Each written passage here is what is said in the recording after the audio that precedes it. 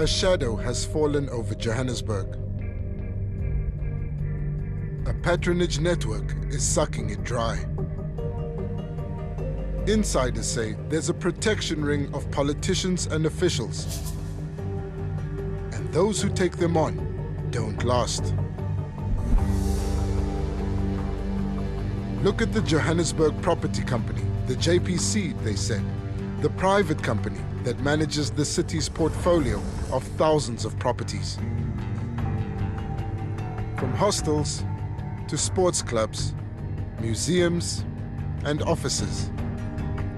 It's easy to make money disappear at the JPC. Its CEO is 𝗀𝗄𝗃𝗀𝗃𝗀𝗃. She's been in charge for 14 years. Her current annual salary, 3.4 million rand. With the 413,000 rand performance bonus and 250,000 rand to travel the world. But an insider says 𝗀𝗃𝗃𝗀𝗃 is at the center of a network that has channeled city cash to politicians. In return, they protect her. She has mastered the art of dispensing patronage. She has mastered the art of paying people, and how they do it, it's through the property portfolio. The JPC manages the city's portfolio of 27,908 properties, valued, they say, at around 9 billion rand. Its priorities are to maximize revenue to make the city a better place, to keep an updated asset register of those properties, and to control and bill outdoor advertising. In February last year, advocate Brenda Madumisi was elected chairperson of the JPC's new board, to which the CEO is answerable. And that's what we came in to do, just to hold management and executives accountable. Her board had questions for 𝗀𝗃𝗃𝗀𝗃𝗃, but found they seldom got satisfactory answers. She believed that no one can challenge her or test her because she's got the answers, because she's been there for 14 years. You just came in, you think you know, you don't know. I know, and I know better than all of you, and I'll give you the answers. In your case, you interrogated them. Yeah. And frequently, right? Many times. Advocate Madumisi hasn't given a television interview on what she found behind the scenes at JPC last year, until now. It's alleged that under 𝗀𝗃𝗃𝗀𝗃, the JPC was enmeshed in a bitter political power play in the corridors of City Hall. I saw how politics play themselves out in this city. You will compromise service delivery to the residents who pay huge sums of money to keep this city going and not have a conscience. None whatsoever. At the time, the DA mayor 𝗵𝗶𝗶𝘀 led a fragile coalition of 10 different parties. I'm really excited, I'm encouraged by the passion that we've all shown for our beloved city. But the ANC was champing at the bit to take control of Johannesburg again. Advocate Madumisi, though, was focused on the JPC's finances. She worried that revenue from their leases wasn't what it should be. So if you look at the property portfolio, when they give you the statement from finance and you look at how much they're collecting, it's shocking what they're collecting. The JPC's recent financials confirm a company that is technically insolvent. By far its biggest expense, at around 465 million rand, is salaries. The company is only kept going by a grant it gets from government. Former mayoral committee member for economic development, Leah Knott, says that's despite the JPC earning money from leases and outdoor advertising. Well, all commercial contracts, so the big ones, the million rand contracts that adorn our streets and City of Joburg properties, JPC manages those contracts. But if you had to go look at their books, they hardly have any viable or current contracts that are actually bringing revenue into the city. But somebody is receiving revenue because they're getting the permissions and the authorization to put these up. But ailing finances, despite an impressive property and advertising portfolio, are not where the controversy around JPC ends. But the city also leases hundreds of buildings from private landlords for the departments and spends millions every month paying rent. Last year, JPC paid out 140 million rand. Why does JPC lease properties from private property owners when it has so many properties of its own? Good question. I think it's a model that works and makes money for many people. Then last year, this building, Proton House, leased to the city from 2017 to 2019, became the center of a scandal that might just provide insight into the underbelly of dirty politics in Johannesburg. That building, if you've ever visited it, and I did, it was decrepit. The lifts didn't work, the doors were broken, some of the disabled staff actually couldn't get into the building. It was run down when the city rented it. So a year after, we've already moved our staff out because of the safety issues. Months later, the landlord demanded that the JPC pay 27 million rand to restore the building to what it was. A city report put the amount at closer to 2 million rand. It seemed the landlord was adding costs that were not for a tenant. All of a sudden now we need to pay the owner of Proton House 27 million rand to bring the property back to the state it was before. A figure that high needed the approval of the JPC board. But Brenda alleges 𝗀𝗲𝗱 altered what's known as a delegation of authority, allowing her to push the payment through. The board was none the wiser.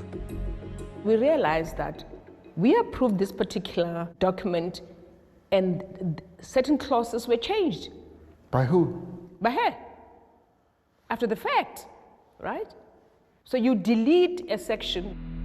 By that time, the board had already held several meetings, including one in which the JPC informed them of a 700,000 rand sponsorship deal, making the secrecy around the Proton House payment even more baffling. And here's what boggled the mind and that of the entire board. So you inform us for 700,000, but you didn't see it fit to tell this board that we have paid out 27 million. Brenda's board was about to suspend 𝗀𝗲𝗱. They had 8 charges against her, including a failure to act with fidelity and honesty and in the best interests of the JPC. They were very serious charges, and we were very confident in our pursuit of all of that. You mean you were confident you could prove that she'd committed fraud? Yeah, we could. And I'm still very confident till today. And it's here that greed, politics, and the alleged rot at the JPC collide.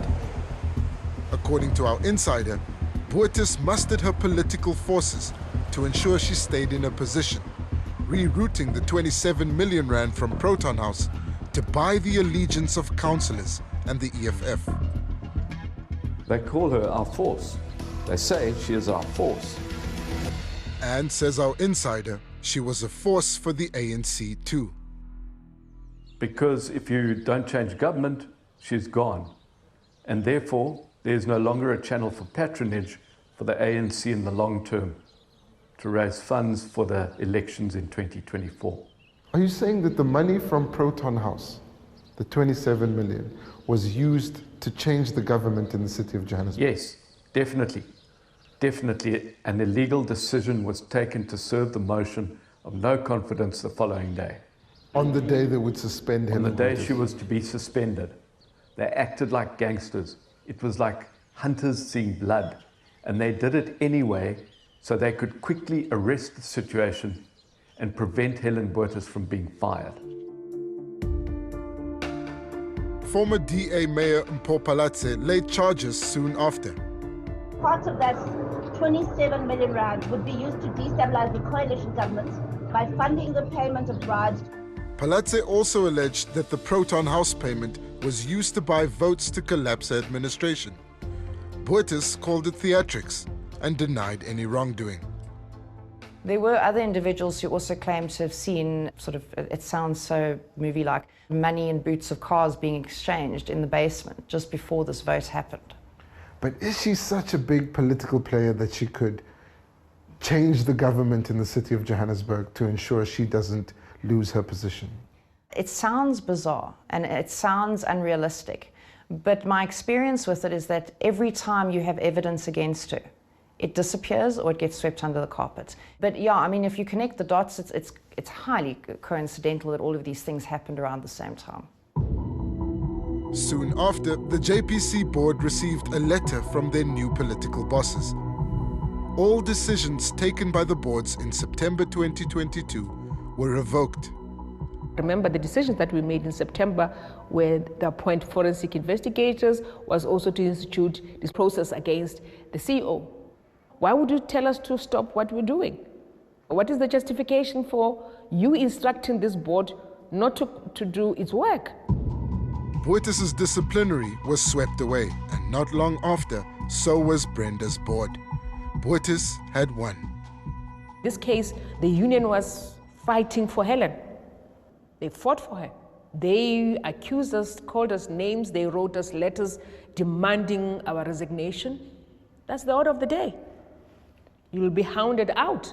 It seems like going up against Helen 𝗀𝗲𝗱 is hopeless, that she's unbeatable.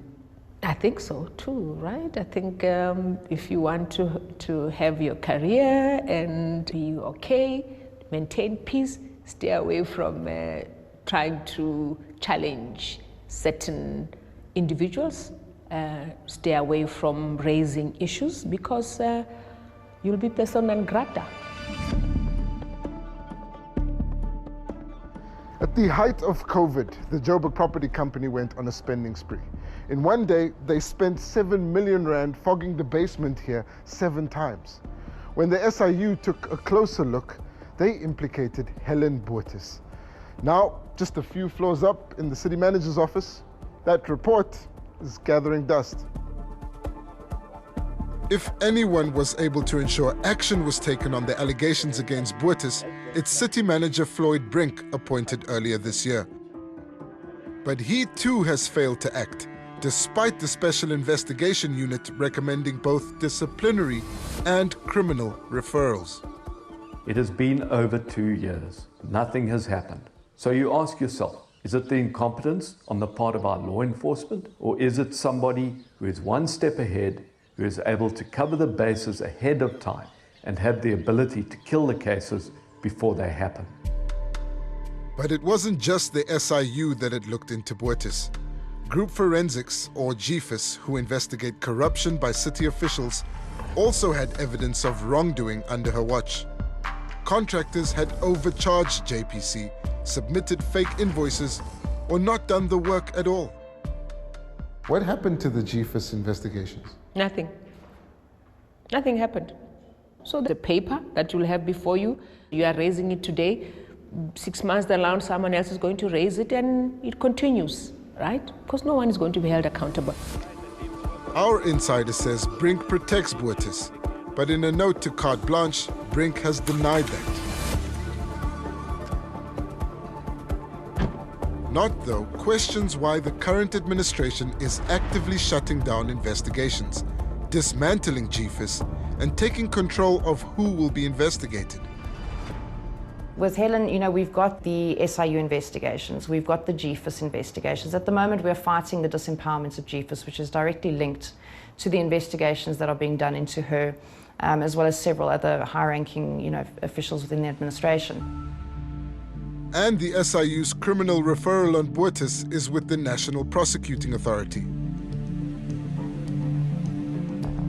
And now, Dada Morero, an ANC councillor appointed to the city's key finance portfolio, has announced a 2 billion rand refurbishment of the Metro Centre. A project that falls within the ambit of the Johannesburg Property Company. So you think the board was defeated by a patronage network? No doubt about it. No doubt about it. I mean, even me being here is going to make it worse, right? But you know what, who cares? The EFF and the ANC ignored our request for an interview, and so did 𝗀𝗀𝗱 for over a month. On Friday afternoon, she finally responded through the city spokesperson.